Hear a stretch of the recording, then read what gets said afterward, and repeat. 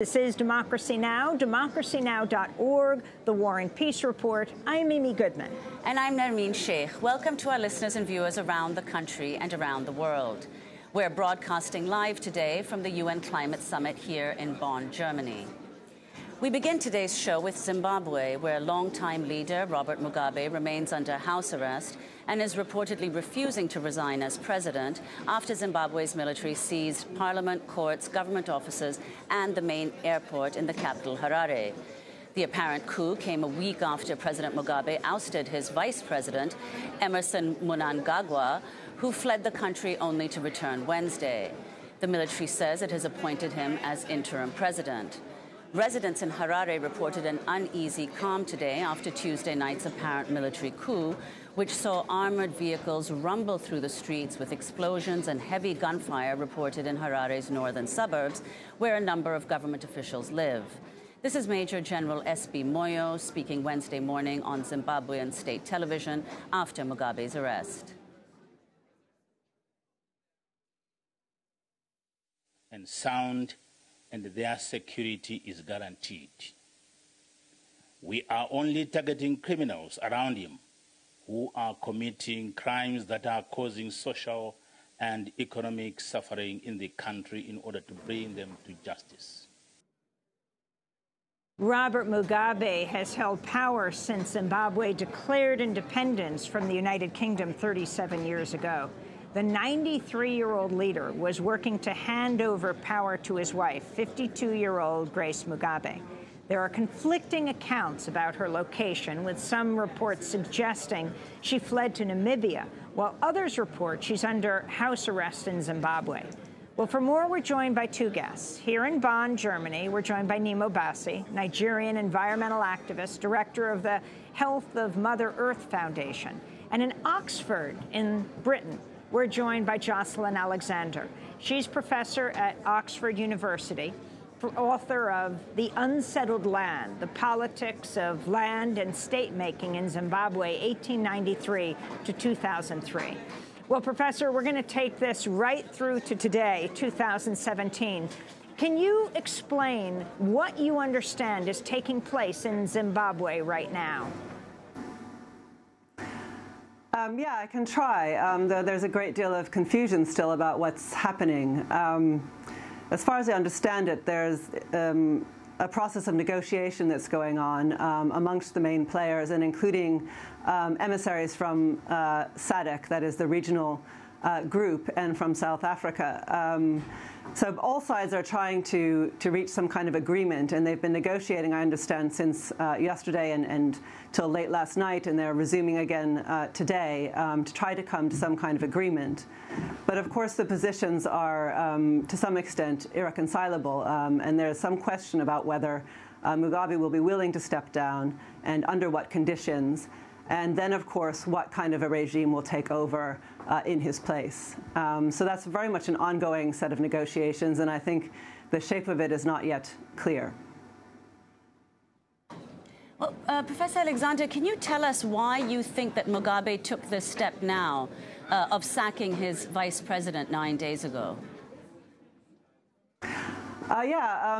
Emmerson Mnangagwa is a formidable political actor, and I think Mugabe felt that he was impatient to take power, and he wasn't willing to tolerate the kind of maneuverings that Mnangagwa and maybe more so some of his allies were undertaking. And so he moved against him, much as he moved against his predecessor, Joyce Mujuru, who was kicked out of office a few years earlier under similar circumstances. So Mugabe has acted to prevent anyone from assuming any path to power while he's still in office.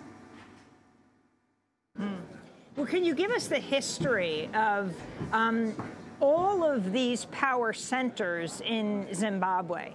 Right, you have Grace Mugabe, the wife, you have the new president, and what their relationship is, as well as the person you just talked about. I think there are a great many centers of power in Zimbabwe, and it's a very complicated system to fully understand. A lot of the portrayal has seen this as a question of the military versus Mugabe, but the military is, of course, itself not united. Part of the military remains loyal to Mugabe. I think there was quite a difference in the tone and demands and context provided in the two statements that came on Monday and then on early Wednesday morning, first from Constantino Chiwenga, the chief of the defense forces, and then from Sibusiso Moyo, who was a major general in the military.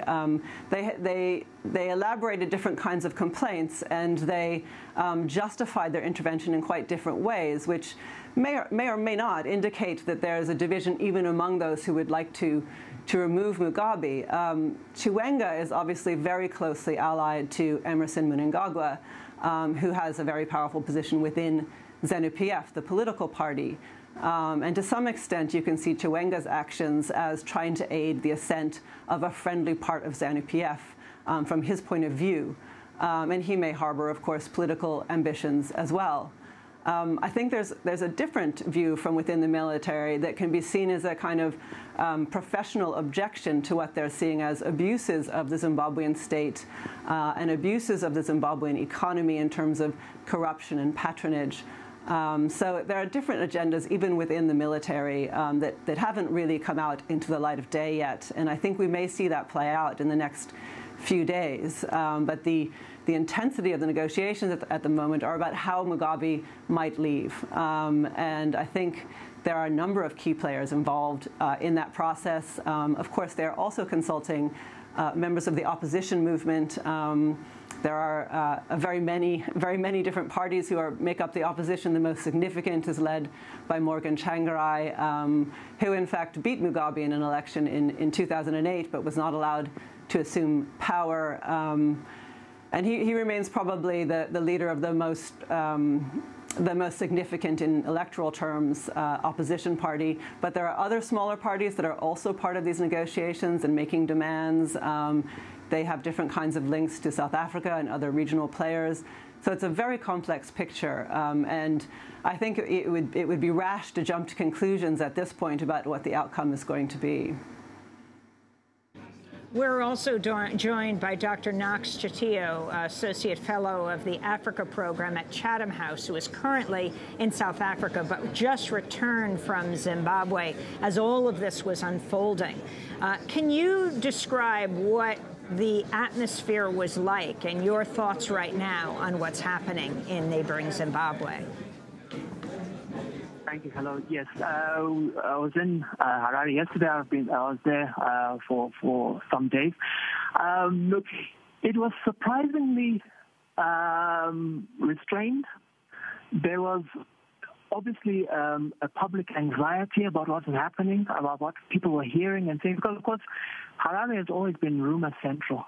There's always rumors going around, and people communicate by social media. So there was a lot of false news that was going on, which raised public anxieties. But on the ground, certainly in Harare, we didn't see, because I was there also on family, to see family. We didn't see a massive presence of soldiers. Yes, there were soldiers at strategic locations, and certain roads, particularly those which gave access to State House, those had been cordoned off, and the airport and so on and so forth. But you didn't see hundreds and hundreds of soldiers milling around on the streets. We didn't see harassment of civilians. So in some ways, it's been a very surprisingly restrained and almost polite military-guided transition. The other surprising thing is that there's been a tacit public acceptance. I would hesitate to use the word endorsement of what's going on, because clearly this is not a democratic transition in the normal sense of the word. But, people, when you talk to people around, Zimbabwe's economy has reached such a low point, and the levels of suffering and impoverishment and the issues are so broad that people are saying, in Shona, people have been saying, which means, if it has to be done this way, so be it. Let's get closure. People want closure on this, because the sense of ongoing chaos and so on and so forth. So people just want closure. They didn't necessarily want it to be handled through the military, but they want closure and the sense that we're into a new period where people can, the new government, there is likely to be some new government coming in, can engage on the economy. The priority for people at home, what people are saying is the economy, jobs, food, and a sense, of movement on the economy for whoever comes. So, well, Dr. Knox Chitoyo, you are in South Africa now. Can you hear us, Dr. Chitoyo? Yes, I can hear you. Yes, I can hear you now. Yes, so you were just in Zimbabwe. You're in South Africa now. And as we speak, South African ministers are meeting with people in Zimbabwe in an attempt to resolve this crisis. Can you tell us historically what the role of South Africa and Zimbabwe has been? It's been a very close role. I mean, historically, and I don't want to delve too far into the history, Zimbabwe and South Africa have been both competitors and collaborators in the region. At point in, the history of the past 100 years, South Africa has always been the regional hegemon, acknowledged hegemon. But Zimbabwe, at times, has been one of, kind of the number two in the region. So it's a very close relationship, sometimes contested, but we saw, during the 2000s, South Africa played a very strong role in terms of mediating the dispute between ZANU-PF and the opposition. They were the guarantors, along with SADC, of the Government of National Unity and the GPA. And South Africa now is coming on board again because there's obvious anxiety within the region that, this needs to be a negotiated transfer. What nobody wants is for this process of Mugabe's exit to become a very messy, essentially violent. I think nobody wants that, particularly within the region, particularly within Zimbabwe.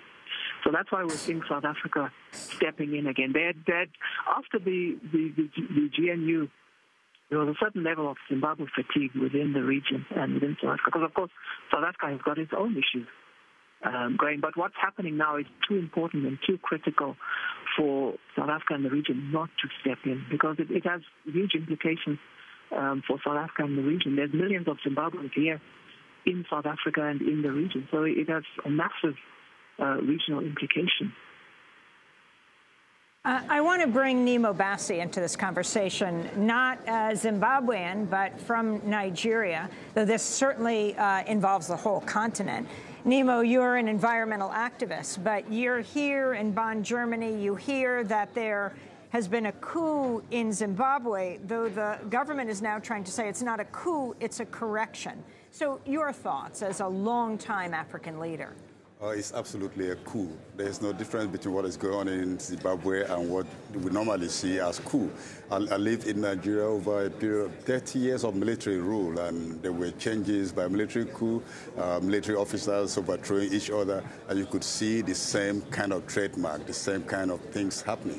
The president, who is the commander-in-chief of the armed forces, is in detention, in house arrest, and that is a coup. That doesn't happen in other conditions. But I think the military in Zimbabwe are being very careful in handling the situation, and this may help also in the resolution of what is going on. But we see that the military and the leading political party in Zimbabwe have been working hand in hand right from independence, right from 1980. So Mugabe is working with the military. They helped to prop him up. They helped him in 1980 when the opposition defeated him in 2008, when the opposition movement for democratic change actually defeated him in the presidential election. So the military has been there to prop him up. Now looks like the military thought maybe they may lose out in the end, and they decided to take him out in this way. Mugabe wasn't always known, though, or recognized as a military dictator or a dictator at all, because, of course, he helped lead the fight against the British in colonial Rhodesia. Right. So could you tell us a little bit about the transition that occurred over these decades? That was in 1980, and now it's 2017. Well, Mugabe stood out as a leader of the guerrilla movement in then Rhodesia against the minority government that was in power. And then, of course, nobody sees him as a military dictator because he was always a civilian, more or less. But he had the military machine behind him. And I think that is what really made the Zimbabwe situation different from what we see in other African countries. And so over the years, from when he took over as prime minister, became president, and got to the point where the trend for succession became so clear. After he'd been in power for so long, people were really, I think the Zimbabweans actually needed change, but they couldn't find the space through the ballot box, which is very unfortunate. And the military is now exploiting that gap. And I think the military is opportunistic. I'm hoping that people can take up what has gone on now and change the situation. I've seen a very good statement from civil society saying, well, the military has done this, but the democratic principle must be followed. The constitution must not be subverted. But, it's a very difficult balancing game, what's going on now. Professor Jocelyn Alexander, would you agree with Nemo Bassi on this issue of a correction, as the military is trying to put it, or a coup? I think by any definition it is a coup. It's very interesting that they're trying to tell a story about it in which it's something different. But it's not unlike, the so-called guardian coups in West Africa, where you have people coming in and saying the politicians have got a bit out of control, they're overly corrupt, they're overly abusive. We're just trying to fix the situation so that we could get back on the right track. But obviously it's unconstitutional. Obviously it's illegal. Obviously, it's not a democratic process. So I think, by any other name, it's a coup. So that's, I think it's important, though, that they're trying to portray it as something else. And I think that's actually one of the things which is going to constrain them. And I hope my colleague Knox Chitio is correct that we will avoid any kind of open conflict, and this will be resolved through negotiation. The pressure on them to do that is that the government that comes in needs to have some kind of legitimacy. So the only way it can do that is if there is a negotiated agreement.